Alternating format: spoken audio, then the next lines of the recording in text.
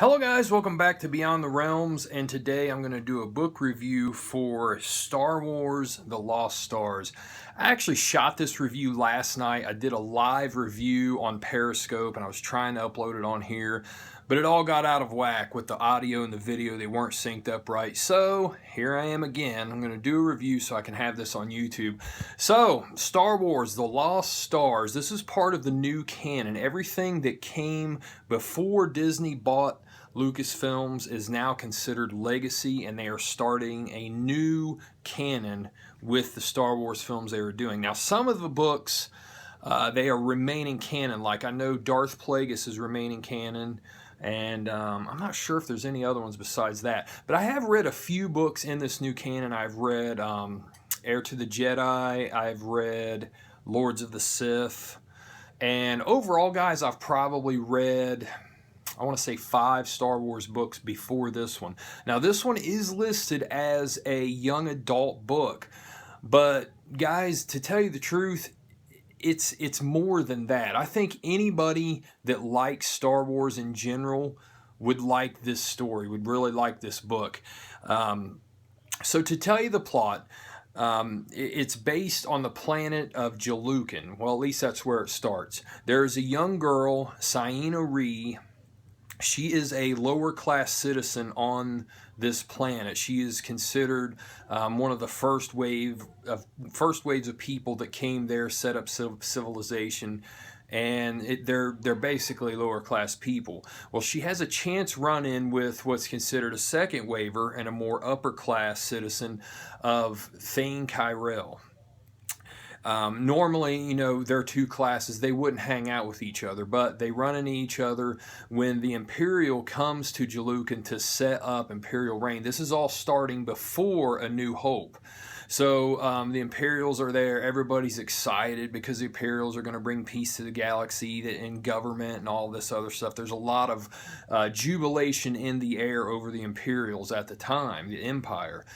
So, Ciena and Thane, like I said, they have a chance encounter. They become really close friends. They both quickly figure out that they are really good pilots also, and they're flying around junky spacecrafts around the planet, and they become really good pilots. Well, they're so inspired by the Empire that they want to join the Imperial Academy. Both of them together want to join it and become Imperial soldiers. So it shows them, you know, going on, and eventually when they're old enough, because this starts off when they're really young, like 9 or 10 or so. So eventually when they're late in their teen years, they join the Imperial Academy, and then they go on to become Imperial enlistees. And this is cool, guys, because this book basically goes from before A New Hope all the way up until right when The Force Awakens happens. So it covers a lot of territory. It basically covers 40 years or so of Star Wars mythology.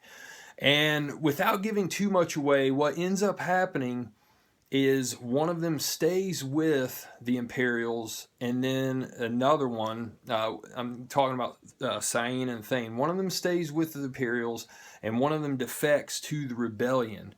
And, you know, this story just tells a lot of things about honor, about, you know, joining something and committing to something, taking an oath and honoring that no matter what, even when things you know aren't exactly right. Things are not exactly as they should be, but you see the good in something and you know that that good can prevail with perseverance. There's a lot of that in this story.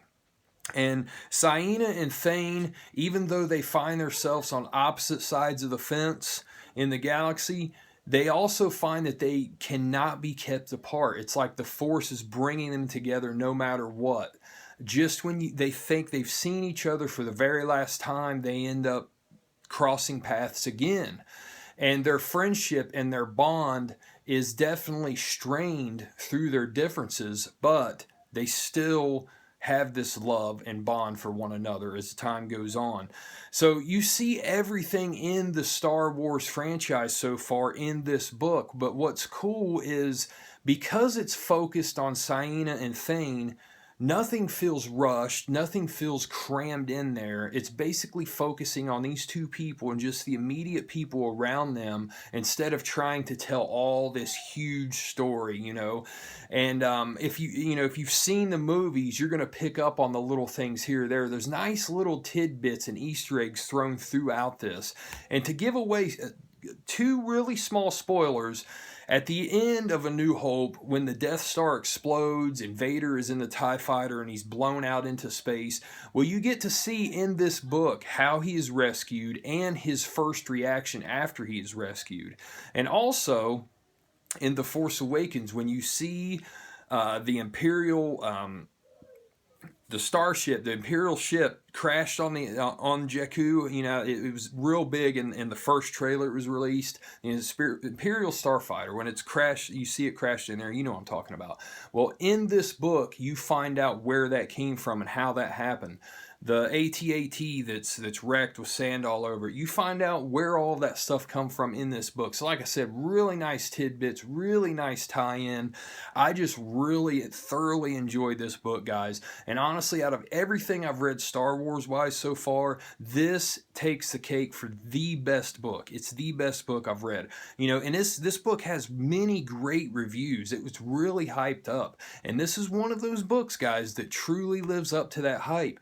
It's the type of book, the way it's written, to where if you took the cover and just tore it off and gave it to somebody that likes to read but is not a Star Wars fan, they could really enjoy this book also. It's just written that way. I mean, it has the Star Wars stuff in it to where Star Wars fans are going to love it, but it's not so space drama driven. Well, it's space drama, but it's not so spacey and sci-fi driven to where, you know, people that just like a good drama story would not enjoy this also. Claudia Gray, I'm not sure exactly who she is, but she does a fantastic job on this book, guys. I mean, it's just absolutely great. And the book is left with the cliffhanger. Now, I have not heard if they are going to do a second book to this, but I would say they probably are. This book, it's left perfectly for another story, and I really hope one happens. But, you know, I've decided I'm going to read all of the new canon stuff. You know, I know Tarkin's out, Aftermath, and I've heard those aren't as good as this one, but I'm still going to read them just to be able to get the whole entire scope of Star Wars. And my screen went out there. But guys, that is Star Wars Last Stars, and I'm going to for sure give this book a 5 out of 5. It's probably the best book I've read this year, and I can't, you know, it's way too early in the year to say if this will be in my top 10, but I don't see how it won't be, guys. It's just that good of a book, and believe the hype on this one, guys. It's excellent. So, I hope you guys enjoyed this review, and I will talk to you all soon. Take care, guys. Later.